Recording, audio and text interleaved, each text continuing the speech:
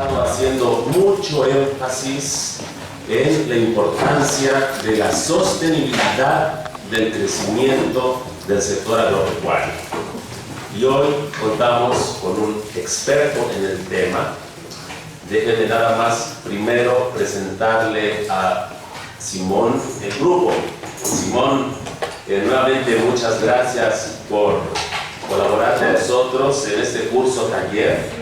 Te quiero comentar que tenemos aquí una audiencia de alrededor de 40 personas entre estudiantes de maestría y doctorado y profesores también de áreas tanto agrícolas como ganaderas, economistas, sociólogos rurales. Tenemos un grupo multidisciplinario muy interesante.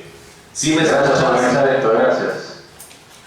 Ajá. Entonces, colegas, déjenme presentarle a Simón Leiva. Simón actualmente ejerce como coordinador de la Alianza Global de la Agricultura Climáticamente Inteligente para la FAO de las Naciones Unidas en Roma, Italia. Simón es un Project Manager con más de 10 años de experiencia internacional en el sector público y privado, ejecutando proyectos ambientales. Simón se especializa en trabajar con equipos multidisciplinarios enfocados en mejorar la gestión de los recursos naturales. Y antes de comenzar a trabajar con esta alianza global, trabajó como gerente de sostenibilidad para un gobierno local australiano en Sydney, Australia. Simón es de nacionalidad chilena. Entonces, Simón, gracias y adelante por favor con tu presentación.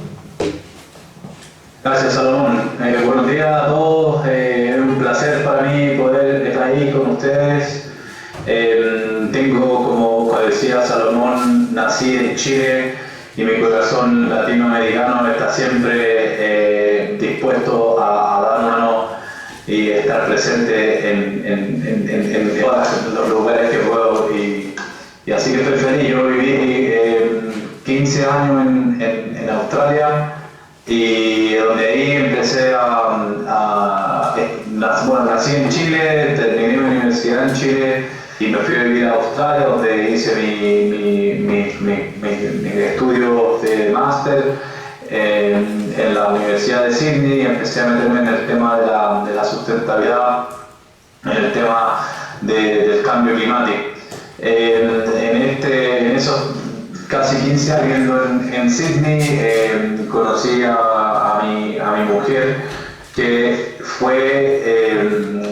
italiana y nos vinimos hace un año y medio a vivir a Roma y en este tiempo lo que pasó fue que salió este trabajo con la Alianza Global para la Agricultura Climática Inteligente y me gustaría darle un poquito desde este punto, desde este mundo, cómo se están haciendo las cosas a un nivel quizás. La parte que les quería comentar es cómo va cambiando. Vengo desde un trabajo que principalmente a nivel local, yo trabajaba para el gobierno australiano. Está dividido, bueno, como quizás ustedes ya saben, la parte federal. Después viene la parte de la región y después viene la parte local. Y estoy trabajando con la parte federal y era interesante ver cómo a nivel italiano el desarrollo de las políticas públicas de parte del gobierno iba a influenciar la parte regional y la parte local. Pero también me empecé a aburrir un poquito de esa parte media burocrática, así que me decidí después de un par de años de meterme a lo que era la parte regional. Y la parte regional también me encontré con la misma burocracia hasta que me fui a la parte local. Y la parte local es donde encontré quizás las acciones más claras de lo que quería hacer con respecto a la sustentabilidad. Veía claramente que las cosas que yo hacía tenían un impacto de inmediato, que por ejemplo todo lo que era relacionado con la basura, el manejo sustentable de lo que era la basura. Si yo me equivocaba o hacía algo que estaba mal, venía la prensa y la gente vuelta loca, enojada porque esto y lo otro se había pasado. Entonces, en ese sentido, me gustó mucho esa parte local. Después me empecé a dar cuenta que me quería ver en la parte más global, ver cómo podía ayudar con mi granito de arena, pero de un punto de vista más global. Y el trabajo que les quiero contar hoy día es sobre eso, es cómo poder estar metido en un lugar como las Naciones Unidas, que si bien es la burocracia, yo creo, más grande de todas, porque es muy fuerte, es un animal en el fondo muy burocrático, pero la parte importante es cómo es ver el apoyo y la ayuda de los gobiernos, y eso es algo que me interesaría compartirles. Entonces, para contarles un poco de lo que se trata, la CAXA, que como se dice en inglés, porque es el Global Alliance for Climate Smart Agriculture. Y esto fue creado en 2014 y fue hecho público en Nueva York en la Semana del Cambio Climático, que se hace cada 5 años. Y fue importante porque reunió más de 12 países y alrededor de 24 organizaciones públicas, organizaciones privadas, no gubernamentales, universidades, y a tener un poco de lo que era este tipo de plataformas que son con miembros de diversas índoles. Y lo que generó es que hubo una aceptación una aceptación muy grande de parte de donadores, de países donadores, entre ellos Irlanda, Noruega, Suiza, Holanda y Estados Unidos. Ellos contribuyeron con dinero para poder crear esto desde donde les estoy hablando yo, que es la parte se llama la unidad de facilitaciones, entonces donde está como el centro de operaciones. Y la idea del CAXA de la CAXA es el de poder reunir en esta plataforma a los gobiernos. De repente no hablan con las universidades, o las universidades que no pueden hablar quizás con la parte privada, o el privado que no puede quizás hablar y tratar de unir a todos estos entes que estamos hablando del mismo problema en la agricultura a nivel del problema del cambio climático, y cómo poder tener acciones que en el futuro puedan hacer algo. Entonces esto nace en el 2014, y la gracia era cómo poder tener un concepto de Climate Smart Agriculture, que sería la agricultura climáticamente inteligente. Y un concepto que la FAO en el 2010 lanza con Leslie Lipa, lanza una publicación que se la recomiendo que la lean para ver lo que es en esencia y sustancia la definición del Climate Smart Agriculture. Pero yo les voy a contar un poco de lo que se trata. La Climate Smart Agriculture tiene tres: la agricultura climáticamente inteligente constituye un enfoque que ayuda a orientar las acciones necesarias para transformar y orientar los sistemas agrícolas a fin de apoyar, de facilitar quizás el desarrollo y garantizar la seguridad alimentaria en un contexto de un clima que va cambiando. Entonces, en estos tres pilares se pueden encontrar, por ejemplo, el aumento sostenible de la productividad y de los ingresos agrícolas. El segundo pilar es la adaptación y la creación de resiliencia ante el cambio climático, y la tercera, la reducción o absorción de gases de efecto invernadero en la medida que sean posibles.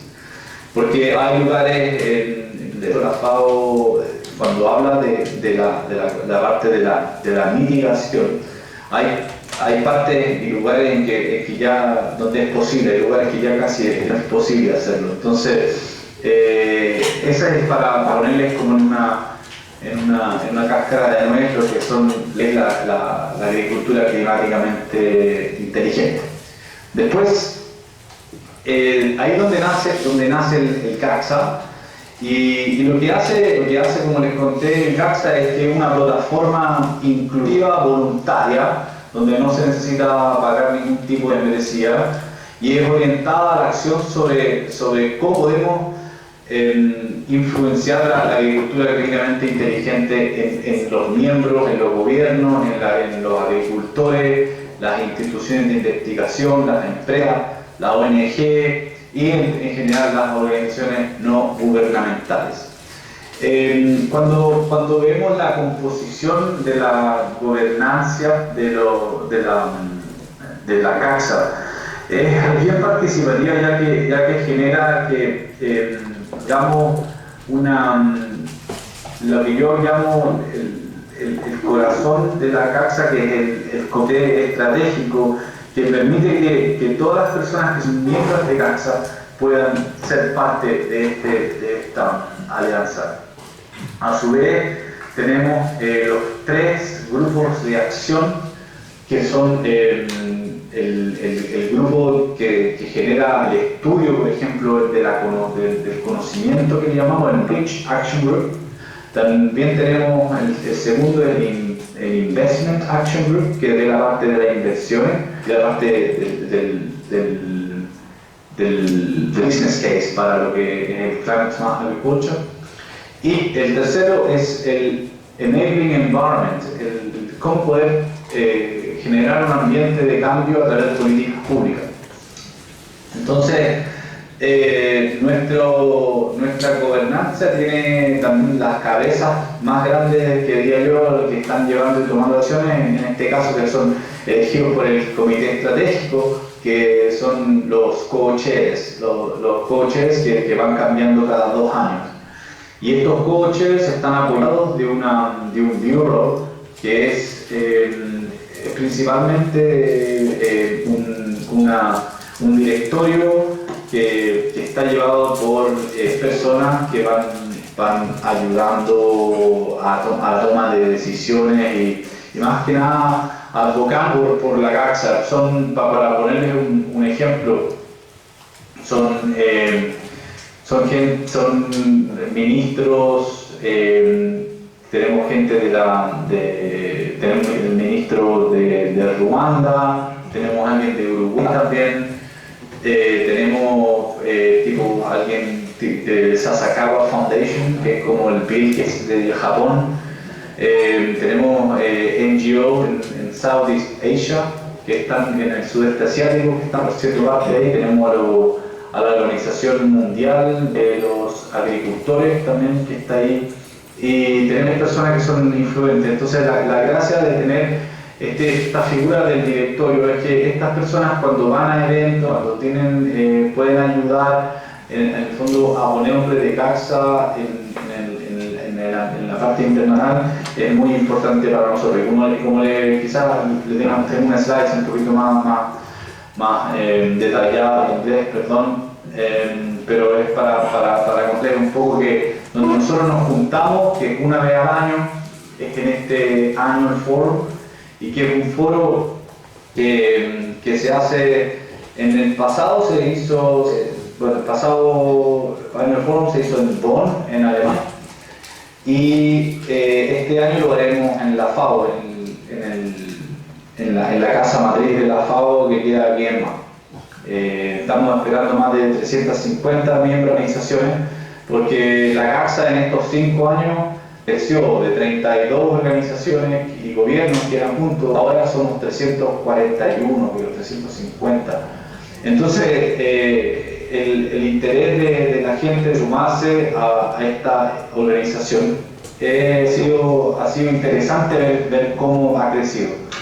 ¿Y qué más? Les puedo contar lo que les contaba antes, la parte de la gobernanza, porque el problema que emane siempre este tipo de organizaciones tipo multi-stakeholders, que se dice en inglés, es que se necesita una gobernanza muy, no tan estricta, porque si es muy estricta se desvía un poco la parte orgánica que debería tener una organización.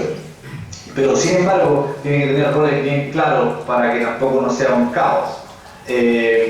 Por ejemplo, hace un par de años atrás, una vez se pasó, bueno, esto también se va aprendiendo con el paso del tiempo. Me acuerdo que el primer Strategic Committee, el primer que se hizo fue en el 2015, y creo que eran 50 personas tomando decisiones en este Strategic Committee, y era imposible.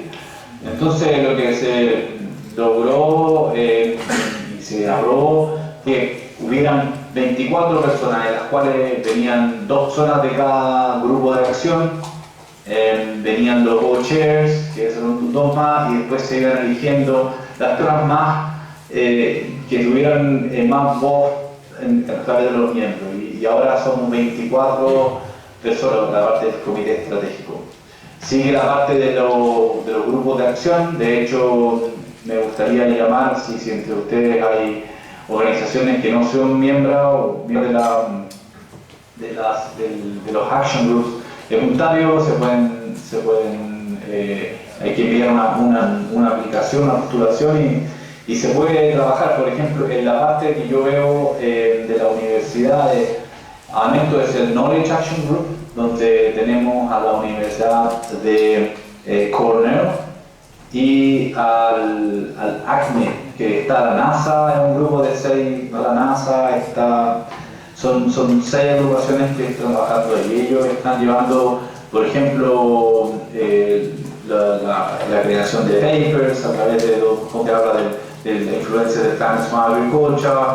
Ellos eran, por ejemplo, hay siempre una discusión global a través de lo que es la diferencia entre el Climate Smart Agriculture y otros tipos de agricultura que son sostenibles. Entonces, cuál es mejor, o en realidad cuáles son las opciones que uno debería tomar como agricultor dependiendo de lo que quieras hacer en tu tierra.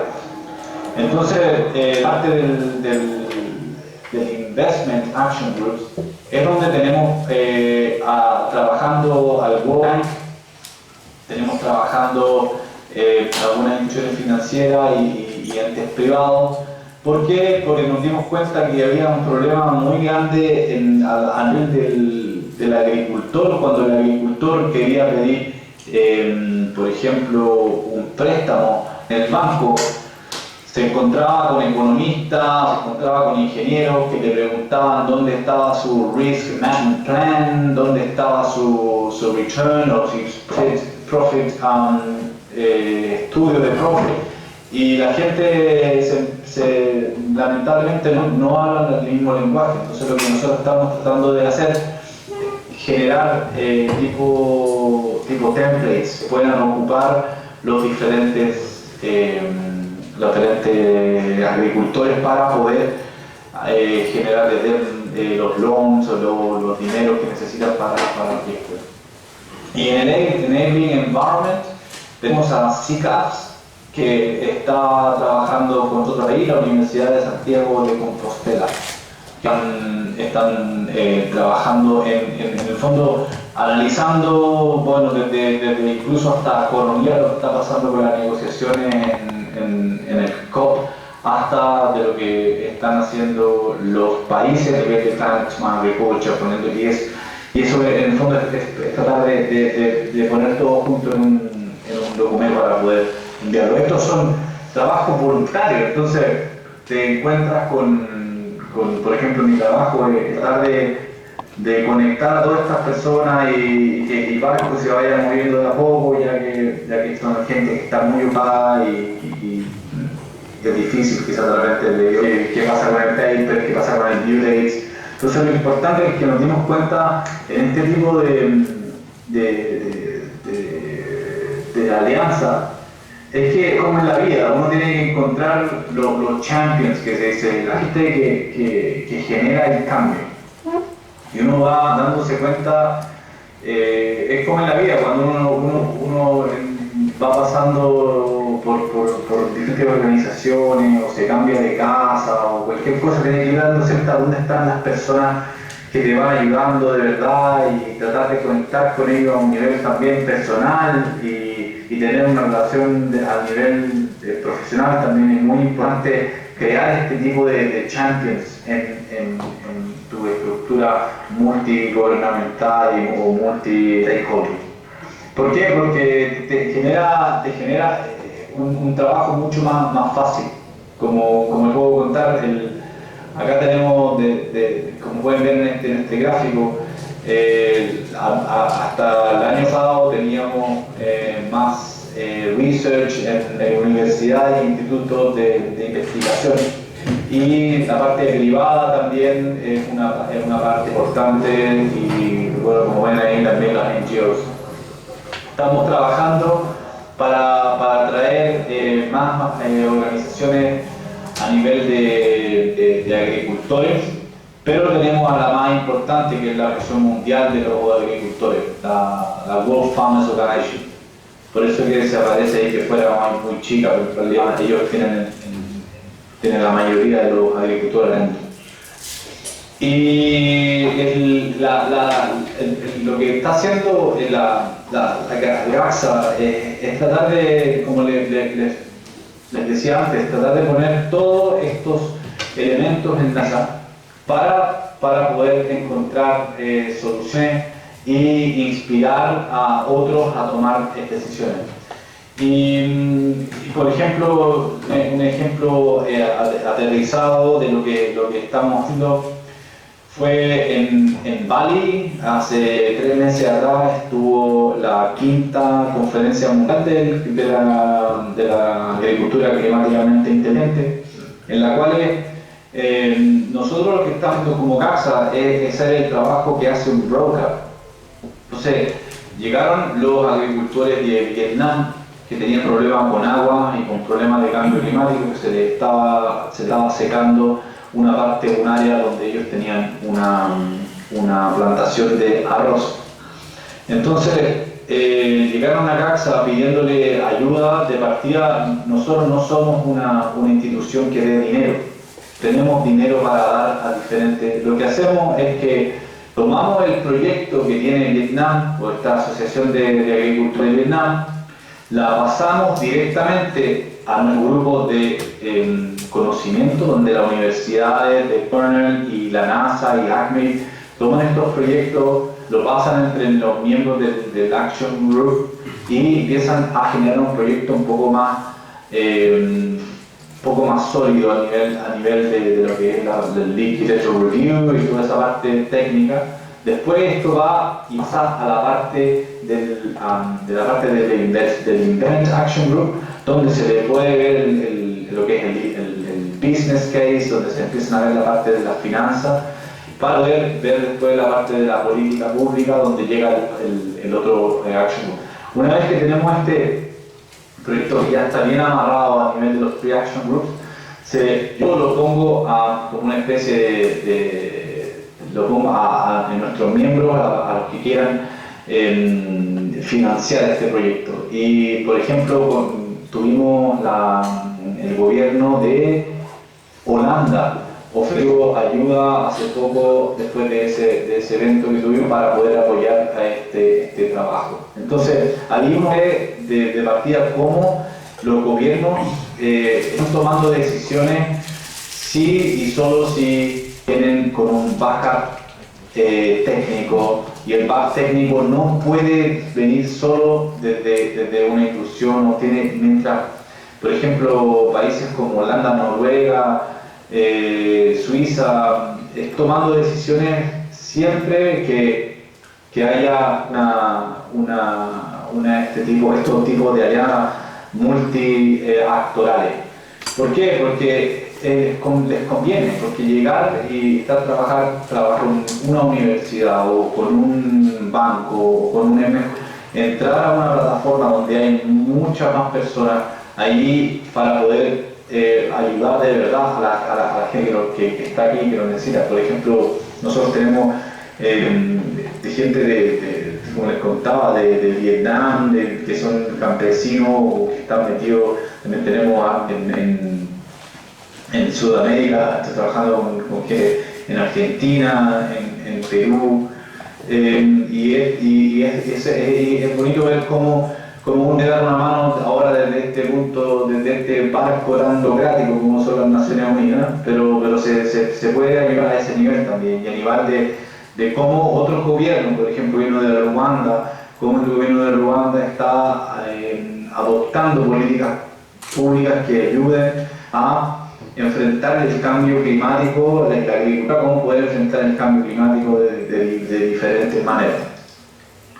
Como les contaba, esto no tiene ningún tipo de dinero, ustedes pueden entrar directamente. Claramente nosotros no aceptamos Monsanto ni aceptamos gente que venga con una agenda escondida, por eso se hace un screening de quiénes son las personas que entrando, y eso se demora un poco de tiempo. Ahí estamos trabajando parte de lo que es el social media y el internet para los que sean interesados, para que se metan en nuestra página.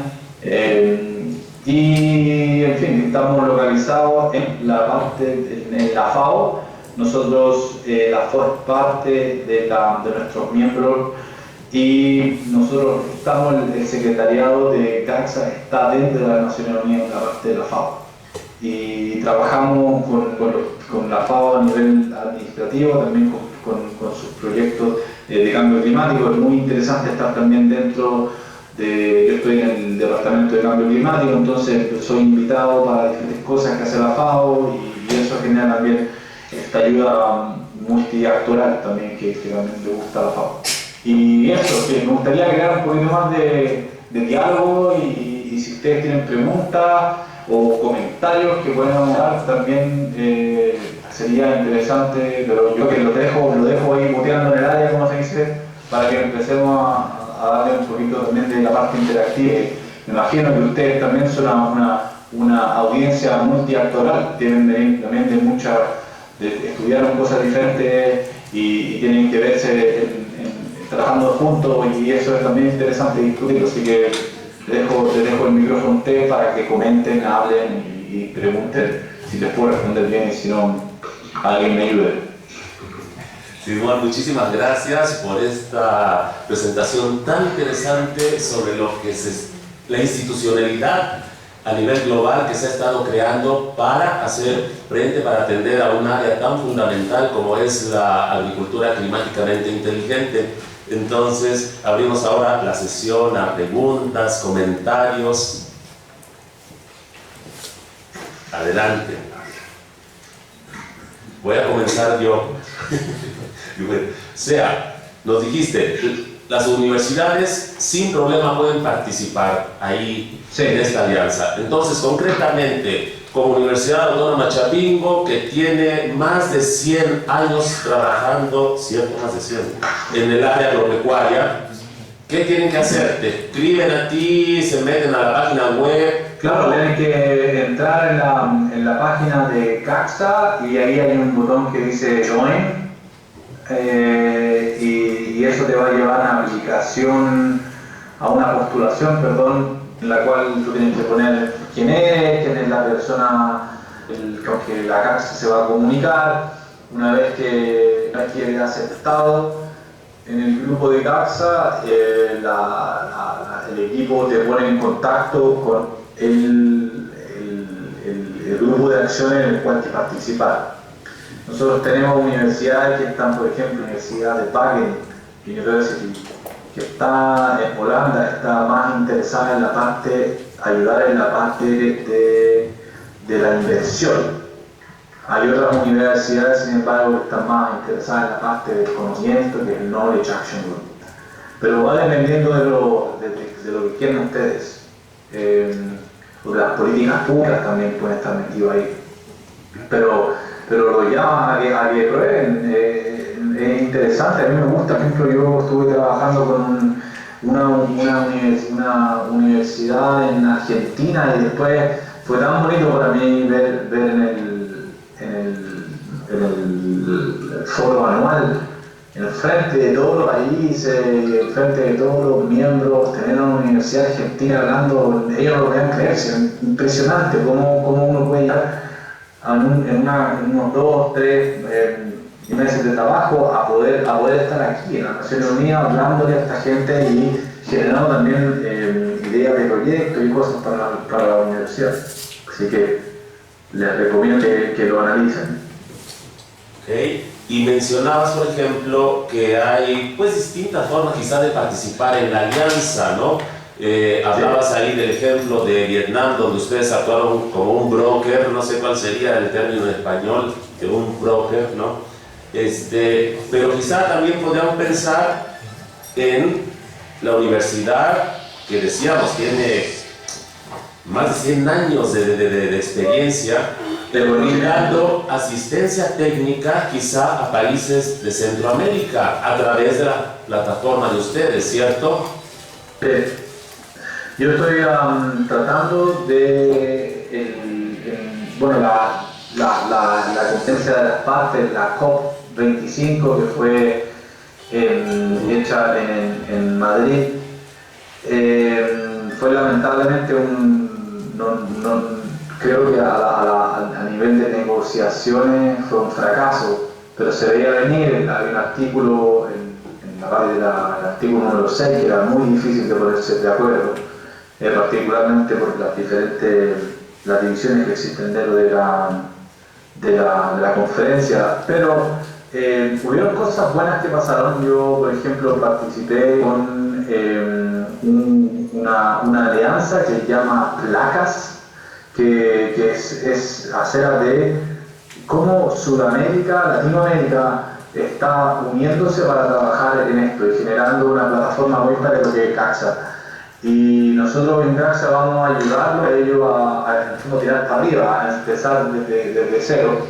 Y me gustaría quizás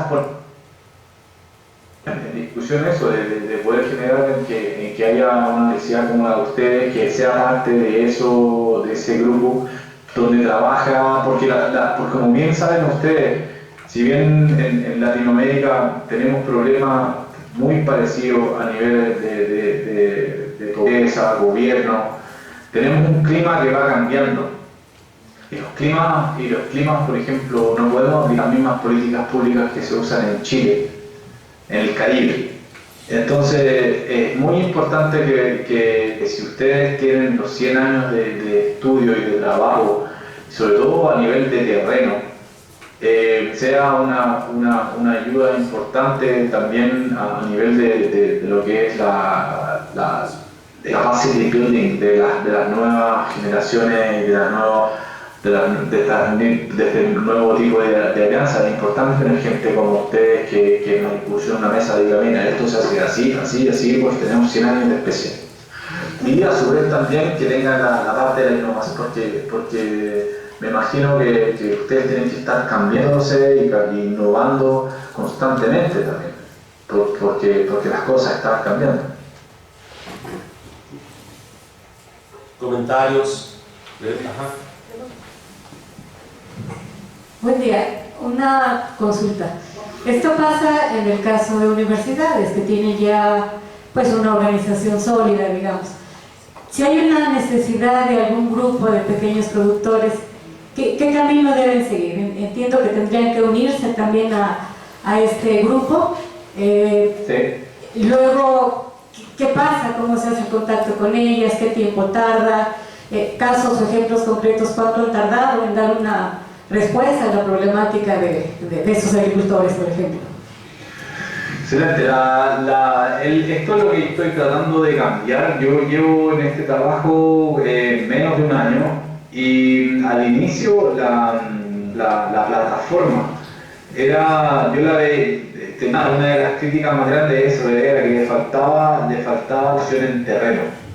¿Por qué? Porque es muy difícil decidir a quién darle la ayuda. Cuando tienes de 150 miembros, obviamente que 350 quieren la ayuda. Entonces, ¿cómo se decidió el fondo tratar de no darle ayuda a uno, sino que tratar de trabajar en grupo? Por eso es la importancia de los grupos de ayuda. Pero en el caso de Vietnam, por ejemplo, que está hablando yo, que es un nuevo sistema que estamos implementando, ellos prepararon este proyecto, esto fue en octubre, y en octubre, a finales antes de la Navidad, ya teníamos el approval del gobierno. Imagínense que son 3-4 meses de... Ahora, el dinero del gobierno le debería llegar, eso quizá demora un poco más, pero me imagino que debe ser algo rápido, no debe ser tan me imagino, por decirte debe ser una cosa de menos de un año. Pero son buenos, yo creo que eso va generando que los proyectos vayan creciendo más, porque como es algo nuevo que estamos tratando de implementar.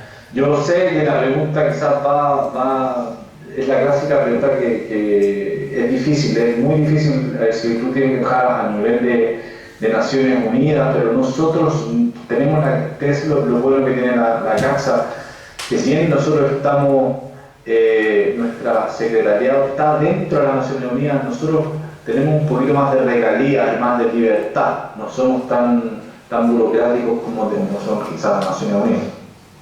Entonces podemos ir directamente y hablar y poner en contacto al agricultor, decir al agricultor, mira, este es un buen proyecto, pongámoslo con los action groups para que genere un proyecto un poco fuerte, y después de que ese proyecto está terminado, yo tengo, por ejemplo, muchos gobiernos que están interesados. Simón, estoy buscando un proyecto de adaptación, ¿conoces a alguien?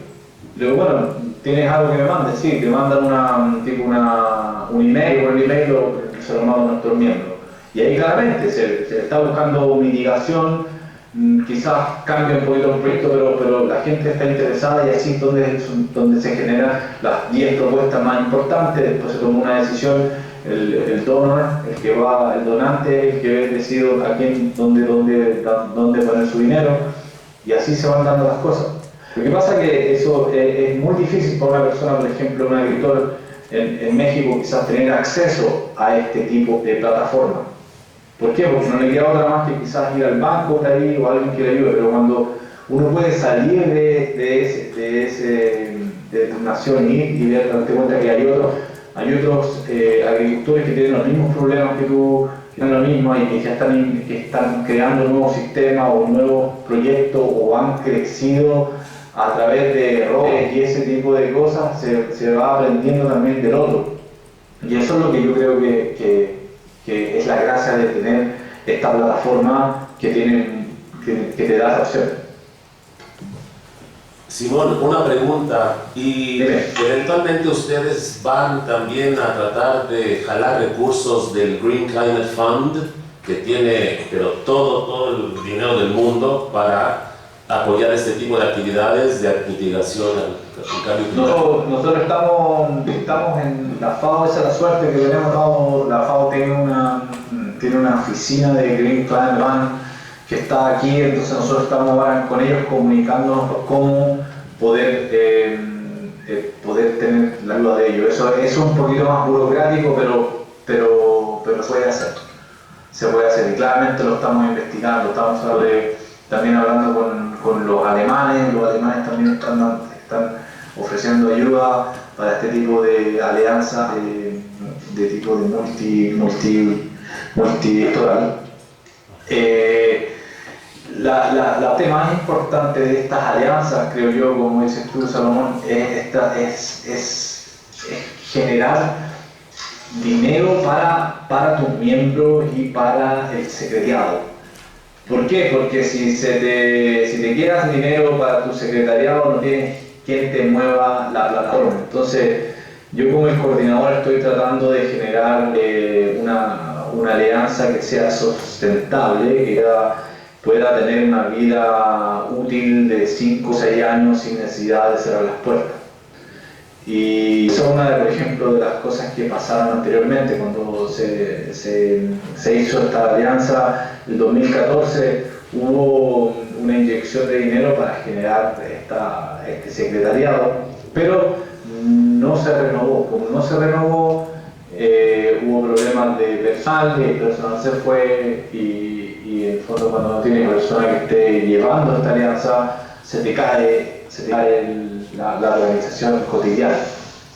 Entonces ahora estoy tratando de eso, de hablar con el Green Climate Fund, estoy hablando con diferentes organizaciones también que están interesadas en este tipo de alianzas para generar un secretariado sustentable y a su vez para que los miembros tengan más entrada también a estos fondos.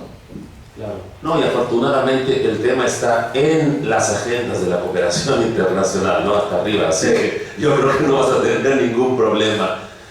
Más preguntas, comentarios. Aprovechar, a ver. Hola, buen día. Yo tengo una pregunta con respecto a cómo están relacionados todo lo que ustedes hacen con los ODS. Porque me imagino que dentro de la agenda o de los proyectos que están haciendo, de las alianzas que están buscando, también están viendo esa parte, ¿no? ¿Me puedo imaginar que tiene que ser como un requisito? ¿O cómo están tratando de todo este punto de los ODS? Perdón, ¿me lo podría decir? Que no sé lo que significa los ODS. Objetivos de desarrollo. Los objetivos de desarrollo sostenible. Los Sustainable Development Goals. o SDGs, ¿no? SDGs. Las SDGs, que en español de repente no nos acostumbramos a las siglas. Sí, perdón, hablaba español un poquito.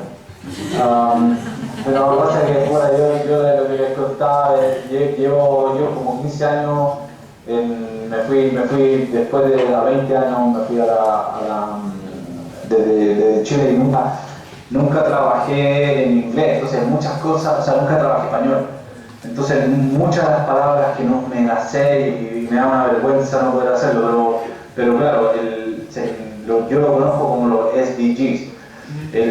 Lo que estamos trabajando nosotros con respecto a los SDGs son, por ser parte de la FAO, tenemos que trabajar con, creo que el SDG 13, el 13, que es el de Climate Change.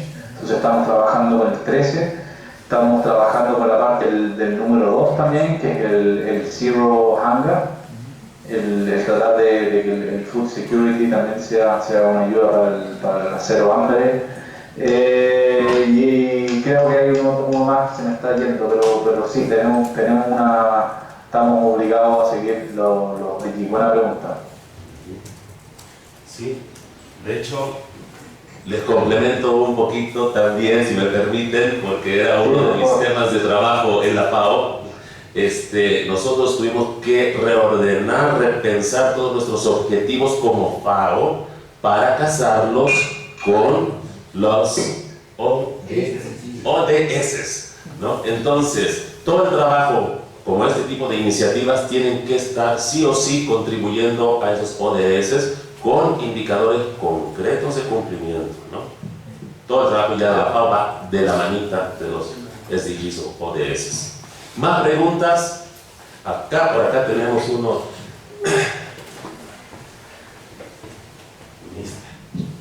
Gracias, buenos días. Mi pregunta, ¿sí? ¿Me escuchas? Bueno, la pregunta va en el sentido de ¿cuáles son los países que tienen mayor solicitud en cuestión de apoyarlos, o qué tipo de productores o de organizaciones son las que piden mayor apoyo y en qué tipo de temas, por ejemplo sequías o inundaciones, cuáles son los... Buena pregunta. Al momento estamos trabajando mucho con África. África tiene es como la Latinoamérica, tiene diferentes climas, diferentes problemas. He estado trabajando principalmente con el tema de la agua. El tema de agua y de los cambios de temperatura, eso está afectando. Yo lo que más veo, el tema del agua, como un problema que ya está siendo tema común.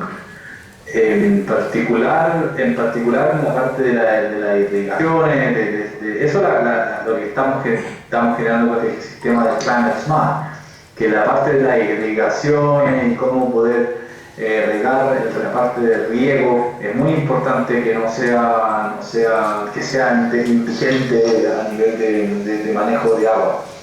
El manejo de las aguas de lluvia, muy importante, de los biofiltros, de cómo poder utilizar sistemas naturales para poder quitar los pollutants, ¿cómo se dice? El nitrógeno, el fósforo que viene de la parte de la agricultura, y antes de que también eso genere contaminaciones de nuestras napas subterráneas o de los ríos. Entonces, la parte de la es donde yo estoy viendo mucho énfasis en esa parte. Donde tenemos en Vietnam, en Filipinas. El problema que vi ahora en Filipinas es los extreme weather events.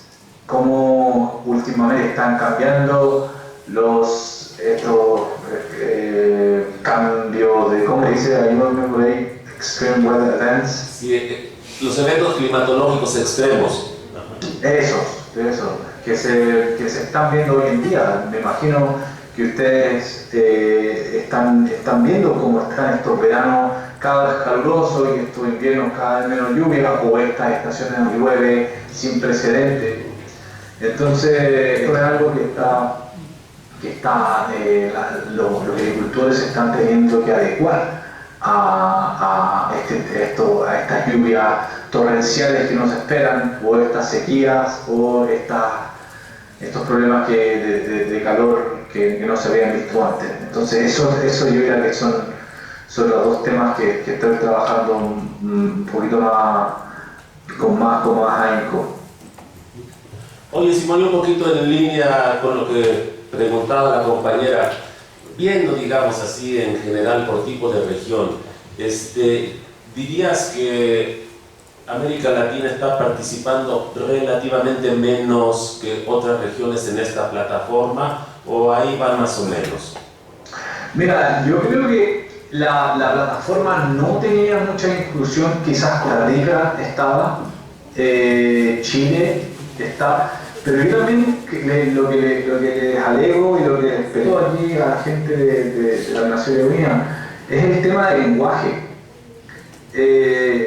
Cuando yo llegué acá, lo que traté de proponer es trabajar más en español. Entonces, eso es algo que me está ayudando mucho para poder trabajar con más países latinoamericanos. Porque el español es nuestra lengua, y cuando nos ponemos, a mí no me gusta eso de la Nación Unida tiene el español como una de sus lenguas privadas, y eso lo deberíamos respetar. Entonces, donde voy a ir, creo que en la GACS anterior no había nadie que hablara español, entonces se generaba la barrera esa. Pero yo ahora estoy trabajando con Uruguay, que puse de nuevo en el mapa, que no lo teníamos antes. Trabajo mucho mejor ahora con Chile, Argentina, Nicaragua. Estamos trabajando con los gobiernos, Costa Rica sigue ahí. México, tuve una reunión con la representante ante Naciones Unidas, que estuvo acá hace un par de meses atrás, y me contaba que claro, había interés, pero no lo veo todavía tan activo como debería estar, pero creo yo que es una cosa que va a fluir con el tiempo. Espero que mientras yo esté acá, poder darle más vida y más español en la casa. No, Simón, es que nos estaba faltando esta conferencia. Espérate, a partir de hoy vas a ver cómo México va a ser mucho más activo. Excelente. Más preguntas, compañeros, compañeras, comentarios.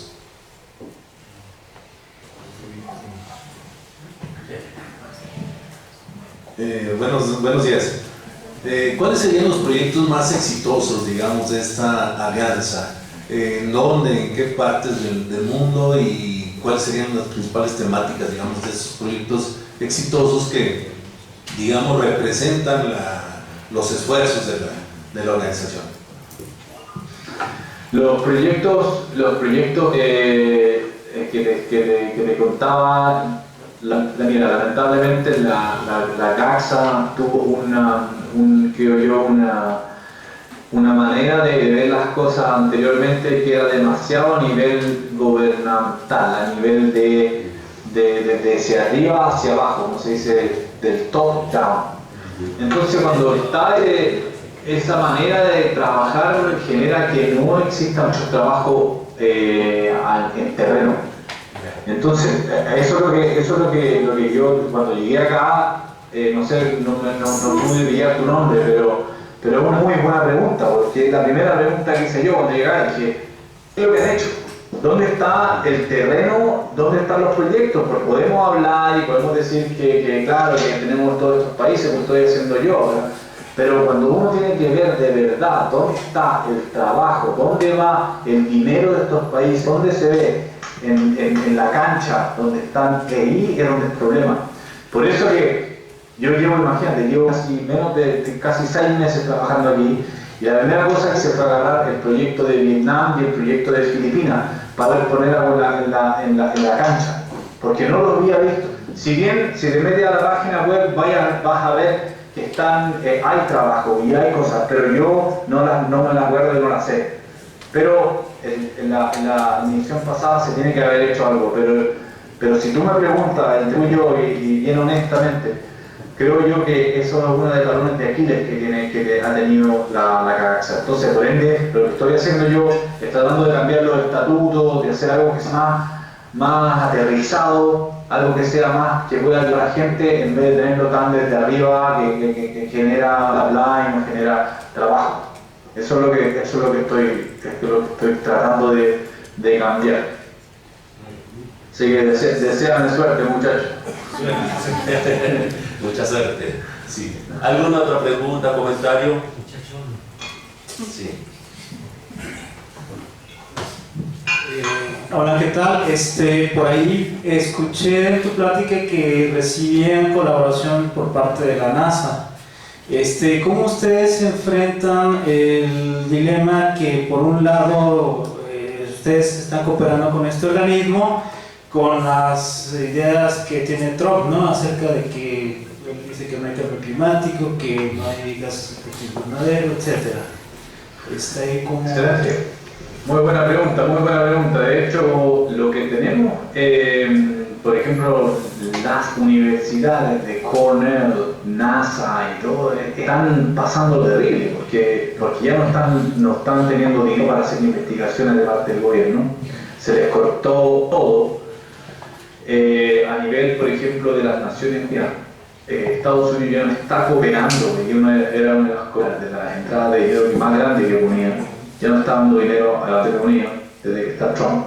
Entonces claramente está muy influenciado. Entonces las universidades de Estados Unidos, los entes de investigaciones están tratando de salir como pueden a este tipo de plataformas para poder conectar con otros jugadores. Porque dentro de lo que está pasando en América están viendo muy difícil, muy difícil. Y eso yo lo noto porque hablo constantemente con ellos y ellos siempre preguntándome, oye Simón, que si sabes de alguna grant, si sabes de alguna cosa, porque están todos, se les están cerrando la oficina y eso es algo que está pasando que yo les puedo dar fe. Preocupante, ¿verdad? Así es. Sí. A ver.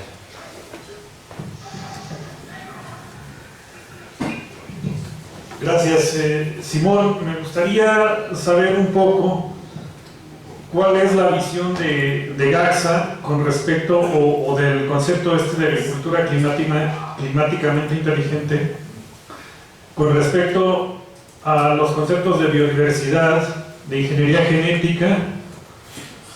¿Cómo ven ustedes el avance de la biología sintética Y por otro lado, ¿cuál sería la postura con respecto de conocimientos tradicionales y agricultura indígena, digamos? Gracias. Excelente pregunta. Yo creo que eso es lo que les contaba anteriormente, que hay un área que se llama la agroecology, y donde hubo una gran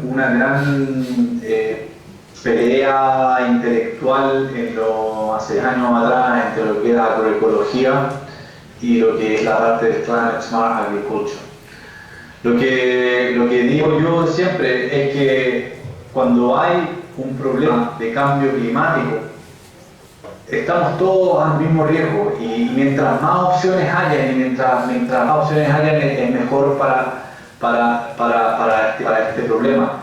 La parte de lo que yo estoy metiendo muy fuerte aquí, la parte del conocimiento de indígena. Eso es muy importante, creo yo, pero un conocimiento indígena que sea de verdad, porque lamentablemente lo que digo en mis pocos años de experiencia es que, por ejemplo, trabajando en Australia, el gobierno australiano lo único que necesitaba y quería era trabajar con los aborígenes, pero una vez que estaba ahí, les robaba todo lo que sabían, publicaba estos papers y las cosas seguían ahí. Entonces no hay de parte de los gobiernos, creo yo, aún un enganche que traiga frutos de verdad para también la parte indígena, porque si bien todos queremos incluir a los indígenas y el trabajo indígena, al final, si tú te das cuenta, lo que ha pasado en los últimos años es robar conocimiento, porque no hay nada más que eso. Yo no veo de parte de las autoridades, más allá de sacarse un par de fotos, algo de ver. Entonces, lo que me gustaría también hacer acá es incluir la parte indígena, pero a un nivel donde sea más de lo que demos nosotros a lo que nos den ellos, porque ya han dado bastante. Entonces, ahora con respecto a tu pregunta de la bio, que no me acuerdo lo que era, la biogenética. ¿Biología sintética o ingeniería genética? Biología sintética o ingeniería genética. Por ejemplo, un ejemplo, porque no me recuerdo, no me suena mucho. Digamos que biología sintética. Es que si no, no te escucho. Gracias. Bueno, por el caso de la biología sintética, digamos, todos aquellos productos que se vuelven sustitutos, por ejemplo, en el caso de la vainilla, productos que se están sintetizando en vez de aprovechar la propia vainilla, ¿no? En el caso de las esencias, eso es sumamente común. Y por el otro lado, en el caso de la ingeniería genética, pues todo lo que tiene que ver con los impulsores genéticos, digamos la edición de genes, que es como la otra generación de los modificados, ¿no? Efectivamente. Ok. Perfecto. Nosotros como te decía, lo que hagan, tratamos de mantener. No tengo una respuesta tipo que el estatuto diga algo, porque claramente, como dice la FAO, sus países y miembros pueden tomar sus decisiones. Yo no puedo influir las decisiones de un país si ellos quieren hacer esto o hacer lo otro. Lo que no tengo es una respuesta a eso, no tengo claramente una ética. Por eso lo que decía, si va a un santo, yo ni siquiera le abro la puerta, aunque venga con millones de dólares, porque yo no me siento bien trabajando con gente así. Entonces, pero por otro lado, existe, que sí, otra vez estábamos hablando con un tema orgánico de que era algo que tú lo investigas, te das cuenta, metes a los abogados, te das cuenta que es algo de verdad, que es de una NGO, que trabaja bien, que no tiene nada de maligno para los agricultores, pero claramente nosotros trabajamos acá con un filtro muy grande de parte de las Naciones Unidas, que es el Departamento de Partnerships. Entonces nosotros no podemos irnos y hacer miembro a cualquiera. Por ende se hace un filtro muy exhaustivo de ver quiénes son en realidad, porque tampoco hay que tener esos ataques. Que me acuerdo que en el pasado hubieron un par de, y se aprendió de ese ejemplo, eso que se sacaron muchos de los miembros que se vienen un poquito de esa agenda en el brazo. Pero yo llevo acá 6 meses y he estado conversando con la mayoría de los miembros y no he sido en ningún momento ni llamado por ningún tipo de lobby o nada acá. No lo veo, no existe. O sea, yo pongo las manos al fuego, aquí no pasa nada. Estoy ahí trabajando con gente que está como uno, universidades, la parte yo lo que veo por ejemplo la parte privada, de donde puede venir un poco esta influencia.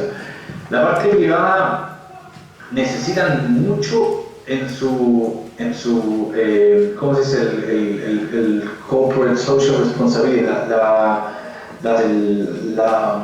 responsabilidad social. La responsabilidad corporativa social, que ellos necesitan limpiar mucho. Entonces ocupan plataformas como esta para limpiar sus nombres.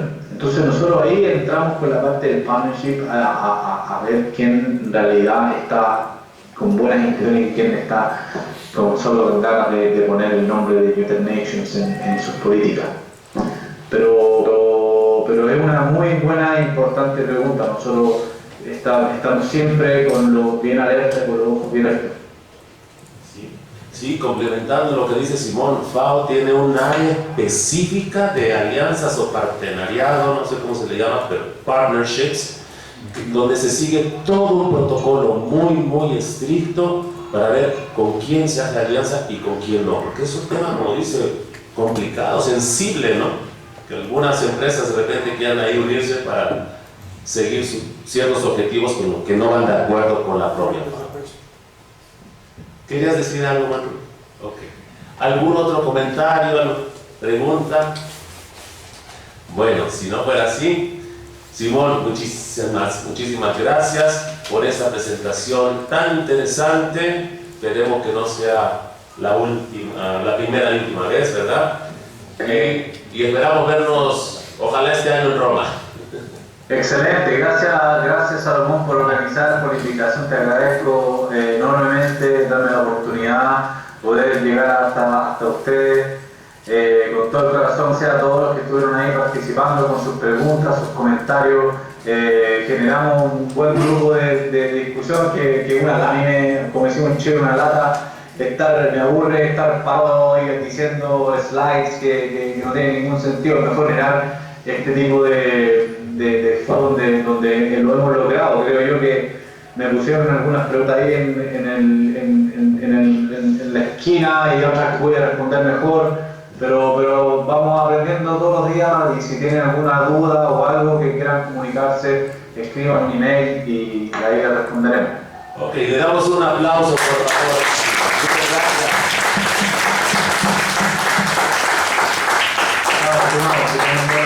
El viernes, recuérdense, lo más importante es viernes.